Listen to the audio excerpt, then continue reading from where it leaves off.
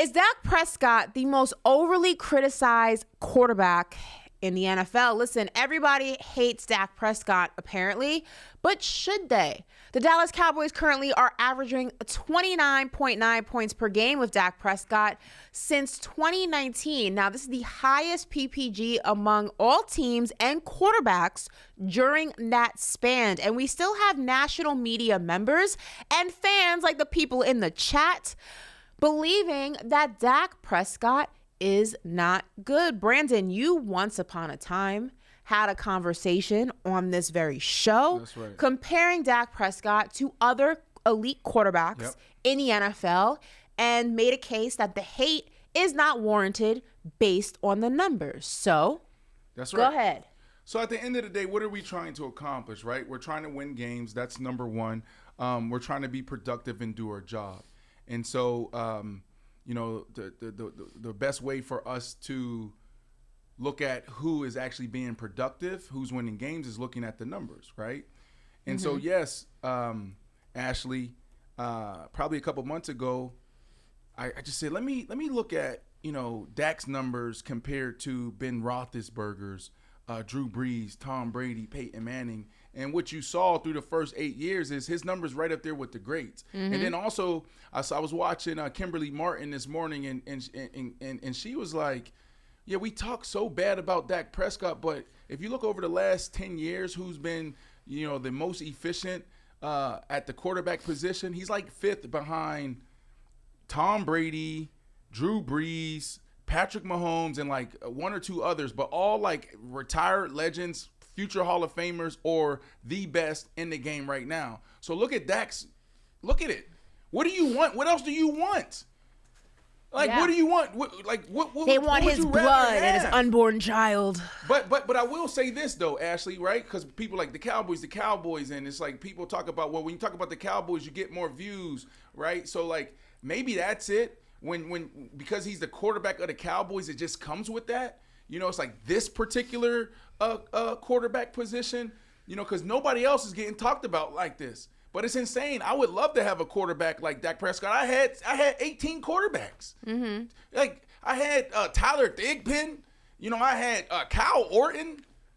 I had so many guys. I had guys with 2-3 ribs, like broken, like trying to throw me the ball. Look at the completions through the first 7 seasons, and then look at Drew Brees. Well, look at Ben Roethlisberger. Look at Tom Brady. Then go to yards. Look at this. Hold on 1 second. Let's really sit here a little bit, Ashley, please. Look at touchdowns. He got more touchdowns through the first 7 years than freaking Drew Brees. And Ben Roethlisberger. And he's behind Tom Brady. Tom Brady the GOAT. We'll discuss that later. But come on, man, give it a break. I can talk about this forever, Ashley, but come on. I'm gonna play devil's advocate here because I'm on your side. Are you a Cowboy? No. Or not? It is my job as a journalist to play devil's advocate here. Okay? But I am on your side. Nobody in this world rides harder for Dak Prescott than your girl. That is my QB. That's my QB1. And then the interceptions, Ashley. Oh, he throws the ball. He turns the ball over so much. Please take out the lower third really quick, BC, please. And then I'm sorry for cutting you off, Ashley. But that's the biggest one. I ain't even hit that. Tom Brady threw more interceptions than Dak Prescott through the first 7 years. And Drew Brees. Come on, give me a break. Listen, I'm not trying to debate you. I'm just gonna play devil's advocate. You already know I ride for my QB1. What T.O. say? That's my quarterback. That's my quarterback. That's me when we talk about Dak Prescott. But a pushback will be, when you look at the numbers of these guys, absolutely right. Dak Prescott statistically is aligned with all of these guys, right? I'm agreeing with you there. The pushback has always been, what did Drew Brees, Big Ben, and Tom Brady do in their first 7 seasons? They won a Super Bowl. All right, then let's talk about that then. Let's talk about that then. But okay, that's great. All right. So what's the alternative, Mr. and Mrs. General Managers out there? Everybody who think they know everything, what's the alternative? You want to go in the draft and go get Johnny Manziel? You want to go in the draft and go get Baker Mayfield? You want to go in the draft and go get come on, we go on and on, all these busts. What is the alternative? He put you in position to win. That's all you want. Ashley, I'm glad she's playing devil's advocate. But Ashley, didn't you say, and I ain't even going to give you this type of energy right now because you're just trying to make sure our viewers give it to me. What did I say? No, because I was going to come at you like we were really debating. We're not. You're just trying to have a balanced conversation because this is an important part of the conversation. Tell me what I said. I can go ahead and what did I say? Did he keep Jared what's his name, the coach? Oh, absolutely. Did he keep Jason Garrett Here's Jason 10 years longer than he's My pushback has always been, and we have had this conversation multiple times, and we had this conversation, I remember when we were still only on radio. With all the guys, we had this conversation. I understand that the quarterback gets the glory and the quarterback gets the criticism. But when you actually dive into it, and I know it's fun to blame the quarterback and say he sucks, he's a bust, he's not a winner. It's fun. It's clickbait. I get it. But if you're going to go ahead and actually have an intelligent, well-rounded conversation about statistics as a player and lack of wins as a player, you also have to look at the whole picture. Yes, and for a portion of Dak Prescott's career, I'm not taking blame away from him because there has been times that he has not performed to the way he should have when it counts the most. And that is what? In the postseason, in the playoffs, right? The numbers don't lie. The record does not lie. Right. We can't also ignore the fact that football, much like basketball, is a team sport. A lot has to go right for things to happen. You have to make sure your offense is going right. You have to make sure your wide receivers are catching passes. You have to make sure your defense is doing your job. You have to make sure you have the right head coach in play. You have to make sure your defensive coordinator is making the right calls. Your offensive coordinator is making the right calls. So I get it. It's fun. It's sexy. It's polarizing to only blame Dak Prescott. But if we're going to have a conversation about Super Bowls and wins and losses and compare him against Drew Brees and Big Ben and Tom Brady, we have to look at the whole picture. And those guys that I just named did not win Super Bowls by themselves. So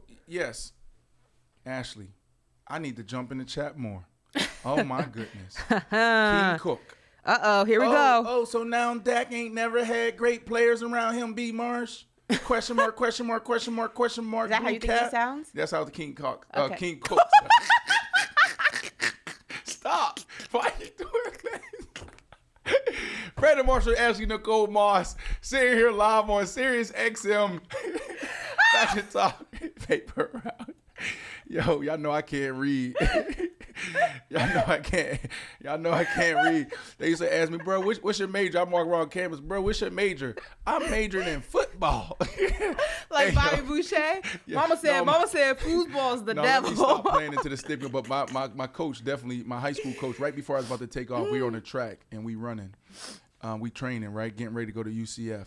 And shout out to UCF tonight. We got a big game tonight. Yeah, UCF. Golden Knights, run onto the field with your spirit whenever you. But anyways, right before I'm about to go to UCF, Darnell Harrison look at me, Showtime.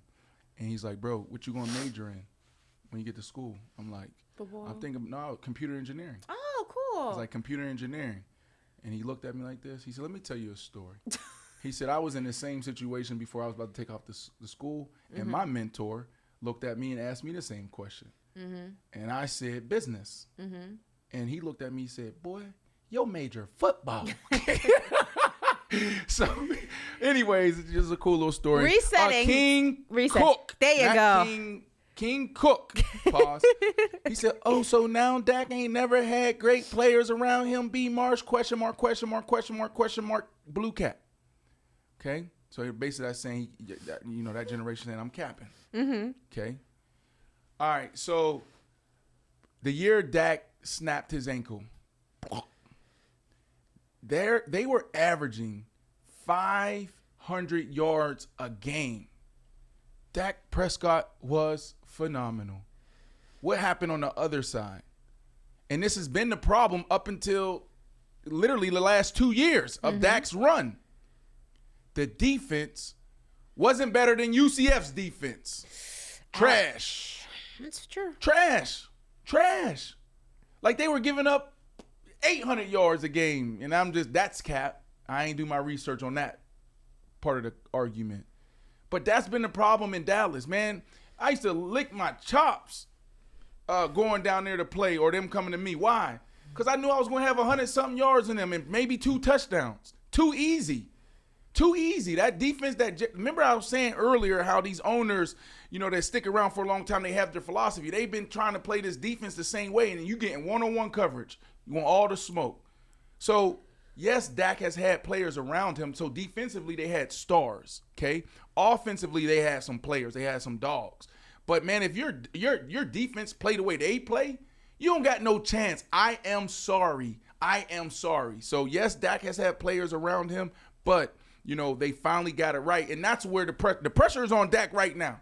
Because this defense is not, I like this defense. That's why I got him coming out the NFC, Ashley. Defense is nice. I like this defense.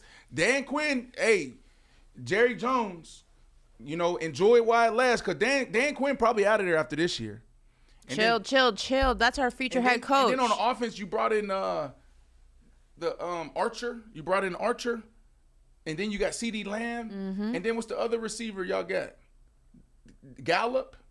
Michael Gallup. Ooh, Michael Gallup. Mm-hmm. And then you got the rookie of the year, future rookie of the year, Deuce Vaughn. And you already got who at the running back position? Tony Pollard. All right. I'm done. I digress. Well, football season's a week and some days away. Next week, you will see me front and center. And you know what? I might just wear multiple Cowboy jerseys in the week just to piss y'all off. I'm going to go Dak one day, CD the next day. I might even bring out a vintage Des Bryant just to spice things up a little bit. Maybe every day a different Cowboys jersey. Call my bluff. I dare you.